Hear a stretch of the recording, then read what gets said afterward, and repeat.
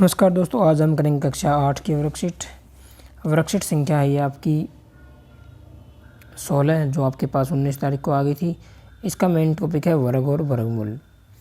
तो चलिए स्टार्ट करते हैं विद्यार्थियों। प्रिय विद्यार्थियों, इस वर्कशीट में हम वर्ग संख्याओं की विशेषताओं के बारे में जानेंगे। दिए गए सारणी को ध्यानपूर्वक अवलोकन करें।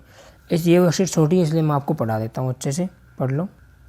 तो देखिए दोस्तों, इसमें नीचे की तरफ बढ़ते हैं, इसको अच्छे से अवलोकन कर लेते हैं। ये सारणी दी गई, सारणी को ध्यान से देखिए। ये बोल रहा है कि जैसे 1 का वर्ग किया, ठीक है, तो कितना आया? 1 आया। ऐसे 9 का वर्ग करेंगे तो 81 आया। ऐसे 8 का वर्ग करेंगे 64 आया।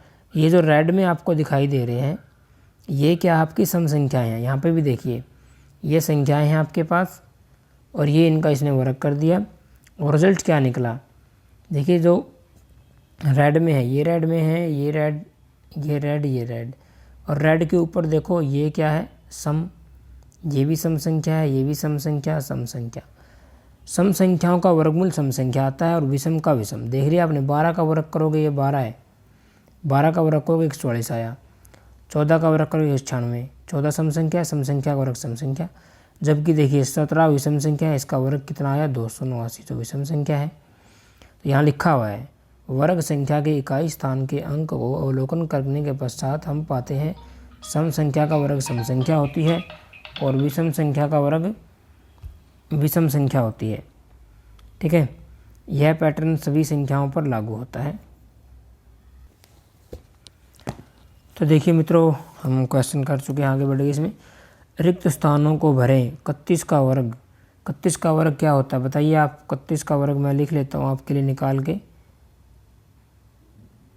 हरे पेन से लिख लेते हैं। 31 का वर्ग का मतलब है 31 गुणा 31, तो 31 गुणा 31 गुणा करके तो 961 आ जाएगा। ठीक है, 961। 57 का वर्ग होता है 57 गुणा 57, ये आ जाएगा, गुणा करके लिख लें आपको 3249 आ जाएगा, 3249। आगे है 64 का वर्ग, तो 64 का वर्ग होता है 4000, ये मैं गुणा करके लिखे हैं 4069। ठीक है, ये आ गया। इसमें आगे बढ़ते हैं। तो देखिए दोस्तों, ये हम कर चुके हैं। इसमें थोड़ा सा और नीचे की तरफ बढ़ते हैं, तो यहाँ पे देखिए, देख लेते हैं क्या लिखा हुआ है। तो यहाँ पे लिखा हुआ है कि किसी संख्या के अंत में जितने शून्य होते हैं, वर्ग करने पर उस संख्या के अंत में 2 गुने शून्य आ जाते हैं। जैसे 10 है, 10 में 1 शून्य है, जब 10 का वर्ग करोगे तो 2 शून्य आ गए। देखो 10 का वर्ग 100 हो गया। ऐसे ही 70 के आगे, 70 में क्या है? 1 शून्य है, 1 है, लेकिन 70 का वर्ग करोगे तो 4900 आ जाएगा, 4900, 2 शून्य हो जाएंगे। ऐसे 8000 में 3 शून्य है, तो कितने शून्य हो जाएंगे? इसका वर्ग करोगे तो 3 है, तो 3 3 6 शून्य हो जाएंगे। तो वर्ग संख्या की अन्य विशेषता को जानते हैं। 2 वर्ग संख्याओं के बीच में कितनी संख्याएं प्राकृतिक संख्याएं होंगी जो वर्ग नहीं है? एक विशेषता और है नीचे, वो जान लेते हैं। तो दोस्तों, ये सारी आपके वर्ग की विशेषताएं थी। मतलब 2 1 0 है तो दुगनी 0 आ जाएंगी, 4 0 है तो वर्ग करने पर 8 0 आ जाएंगी। ठीक है, दुगनी 0 आ जाएंगी। तो एक और विशेषता है जो यहाँ पे दी गई है, मैं बता देता हूँ थोड़ा सा अच्छे से आपको। ये दिया गया है कि जैसे लास्ट ही देख लो, समझ में आ जाएगा अच्छे से। 9 10 11 12 13 14 15 16। ठीक है, इसमें 9 का वर्ग, 9 किसका वर्ग है? 3 का, और लास्ट संख्या 16 है, 16 किसका वर्ग है? 4 का। ठीक बात है। इनके बीच में संख्याएं कितनी होगी? गिन लो, 1 2 3 4 5 6 होगी। और इसका निकालने का तरीका दे रखा है इसने। क्या कैसे निकालेंगे? आखिरी संख्या में से पहले वाली घटा देंगे। 16 में से हो गया 7, और 7 में से फिर 1 घटा देंगे, कितना आ जाएगा? 6। तो इसके बीच में 6 संख्या होंगी, और 6 की 6 क्या है? ये ऐसी संख्या है जिनका वर्ग नहीं निकलता है। यही बात इसने यहाँ पे की थी। वर्ग संख्या की अन्य विशेषता को जानते हैं। 2 वर्ग संख्याओं के बीच में कितनी संख्याएँ प्राकृतिक संख्या है जो वर्ग नहीं है, ऐसे जानते हैं। और इसमें अभ्यास कर लेते हैं। तो देखिए दोस्तों, नीचे की तरफ दिया गया है, ये यहीं कर लेते हैं, इसको भी, ज़्यादा वो टफ नहीं है। आओ संख्या के साथ खेलें। थोड़ा सा और जूम कर लेता हूँ, अब बहुत है। तो ये वाला आप घर से करना था, आओ संख्या के साथ खेलें, तो ये करवा देते हैं आपको। पहला है संख्या के इकाई के स्थान को लिखें। इकाई के स्थान के लिखना है। तो बताइए इकाई का स्थान कितना आएगा इसका? इसका 7 9 का स्क्वायर करना है, 7 9 का स्क्वायर, इसमें इकाई का अंक बताना है। और 69 गुणा 79 गुणा 79 नहीं करेंगे, हम क्या करेंगे इकाई का ही वर्ग कर लेंगे। तो इकाई का वर्ग कितना होता है 81, इसमें जो भी इकाई का अंक आया, इकाई का अंक कितना है इसमें 1, तो वही पूरी संख्या का इकाई का अंक आएगा। ठीक है, ऐसे ही 47 है, तो 47 का मतलब है हम पूरा 47 का वर्ग नहीं करेंगे, 7 का वर्ग कर लेंगे। 7 का वर्ग कितना होता है 49, 49 में इकाई का अंक 9 आया, तो इसमें कितना आएगा 9 आएगा।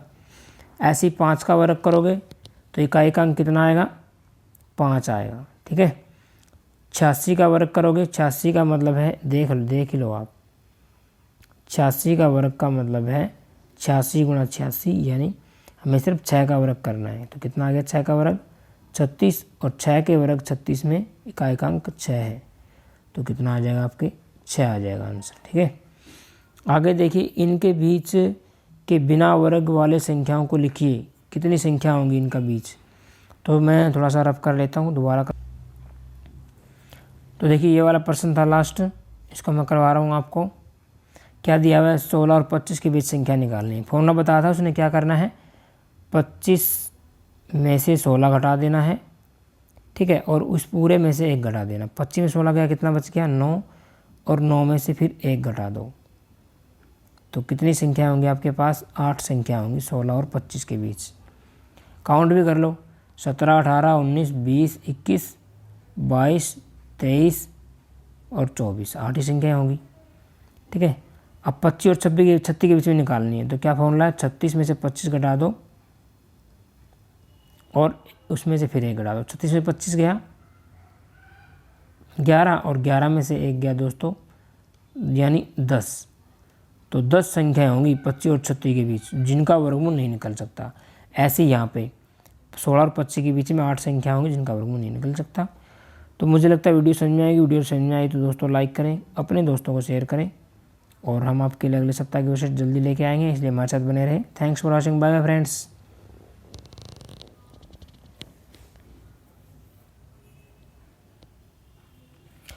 आपके लेफ्ट साइड है पीछे सप्ताह की वर्कशीट है, इस साइड भी आपके लिए अगले सप्ताह की वर्कशीट है। इन पे क्लिक करोगे तो आप वो वर्कशीट जो दिखाई दे रही है उन पे आसानी से आप जा सकते हो, वो भी देख सकते हो आप।